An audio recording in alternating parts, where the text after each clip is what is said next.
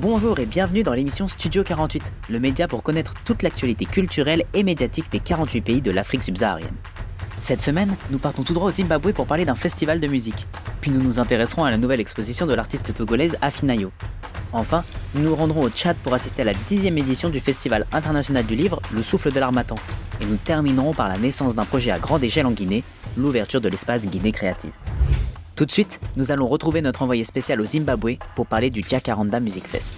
En effet, du 6 au 8 octobre s'est tenu au Zimbabwe, plus précisément dans la ville de Harare, le Jacaranda Music Fest. C'est le festival le plus important du pays qui a un réel attrait touristique dans la région et au-delà de son impact économique, il témoigne d'une capacité du Zimbabwe à organiser des festivals très reconnus. Une semaine avant le début des concerts, se sont aussi tenues de nombreuses conférences dont l'objectif était d'informer et d'aider les artistes à s'inscrire dans le commerce musical pour leur donner des perspectives. Mais au-delà de ces conférences, le festival de musique dans son ensemble est une des meilleures plateformes pour la découverte de talents et pour le réseautage. C'est Walter Wanyanya qui en est à l'origine, c'est un manager connu dans le pays, notamment pour avoir travaillé avec Olivier Mtudzi, qui est un des grands chanteurs du Zimbabwe et un des seuls à avoir joué d'une reconnaissance internationale. Pour cette 6e édition, le programme était très dense, avec de nombreux artistes qui venaient du Zimbabwe évidemment, comme Tammy Moyo, Selmore Mtudzi, ou encore le saxophoniste de jazz américain Brent Brickhead, mais il y avait aussi plein d'artistes d'autres pays, comme d'Afrique du Sud, etc. Et beaucoup d'invités de renom, dont la légende de la musique Yvonne Chaka Chaka, ou encore le producteur du festival Joy of Jazz Mantwa Chinomaadi, qui est aussi d'Afrique du Sud. Et enfin, les institutions, certaines étaient présentes.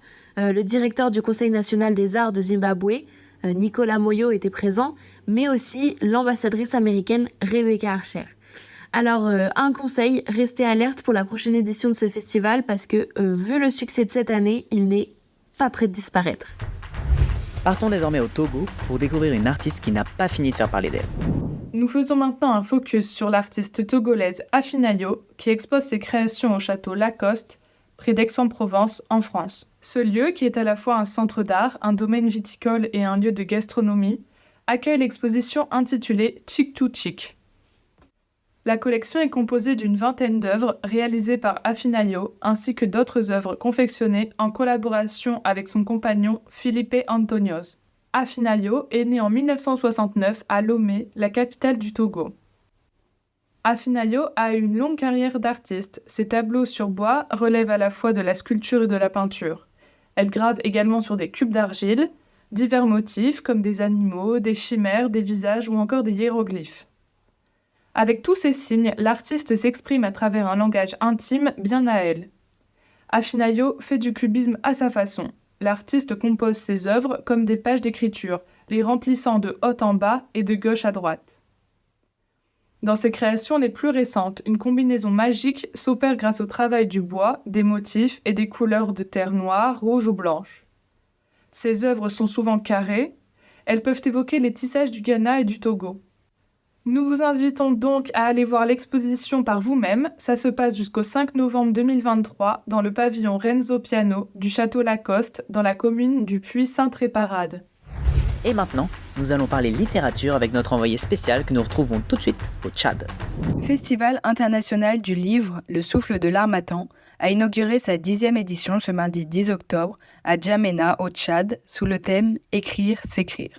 Sosten Bernodji, une figure emblématique de la littérature tchadienne, a inauguré le festival il y a maintenant 10 ans, dans le but de créer un lieu idéal pour la découverte et la promotion du livre, ainsi qu'un espace de rencontre pour les professionnels du secteur littéraire du Tchad et du monde entier. Un de ses premiers espoirs dans la création de ce festival a également été de construire un événement précurseur de la littérature tchadienne. Pendant de nombreuses années, le secteur littéraire du Tchad a été négligé et fragmenté, avec des maisons d'édition en déclin et une diminution constante des librairies. Grâce au festival, Sosten Bernodji vise à professionnaliser le secteur littéraire du Tchad et à revitaliser le paysage littéraire qui était en isolement. Ainsi, pendant 5 jours, une centaine de professionnels du livre célébreront le livre à travers des tables rondes, des manifestations culturelles et des dédicaces. Chacun proviennent de différents horizons et de différents pays. Nous retrouvons notamment Ndongo Mbaye, universitaire, journaliste et poète sénégalais, en tant qu'invité d'honneur, ainsi que des linguistes, des artistes, des écrivains et des penseurs renommés de 7 pays différents. Le Festival international du livre, Le Souffle de l'Harmattan, promet des échanges enrichissants et des performances artistiques exceptionnelles. Alors rendez-vous du 10 octobre au 14 octobre au sein du campus de l'université Emi Koussi de N'Djamena et au Centre d'études de formation pour le développement pour la cérémonie de clôture. Et enfin, pour conclure l'actualité de cette semaine, nous nous rendons en Guinée pour découvrir le projet Guinée Créative. Début octobre, on assiste en Guinée à l'ouverture de l'espace Guinée Créative à l'hôtel Mariador Palace.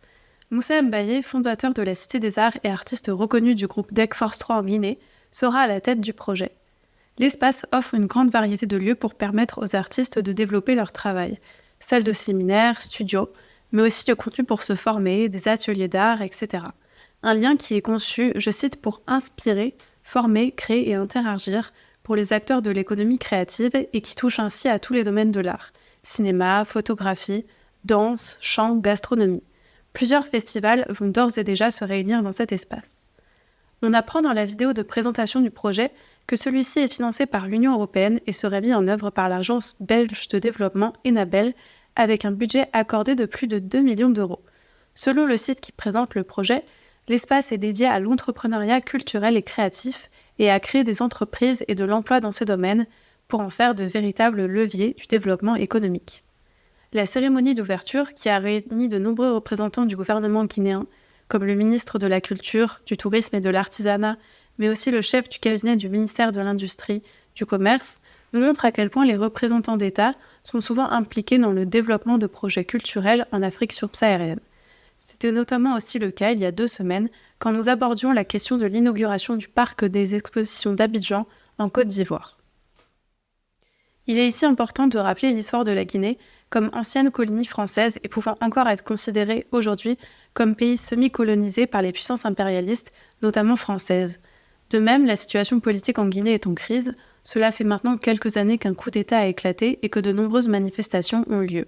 Ainsi, l'objectif que constitue le projet pour mettre en lien la France, la Belgique et la Guinée pose question sur les intérêts qu'ont ces pays dans le développement économique et culturel de la Guinée et de leur emprise par le soft power, mais aussi de la façon dont la France tente de reprendre du jeu sur ses intérêts dans un contexte où l'impérialisme français est en déclin. Merci à tous pour votre écoute, on se retrouve dans 2 semaines et à très bientôt sur Studio 48.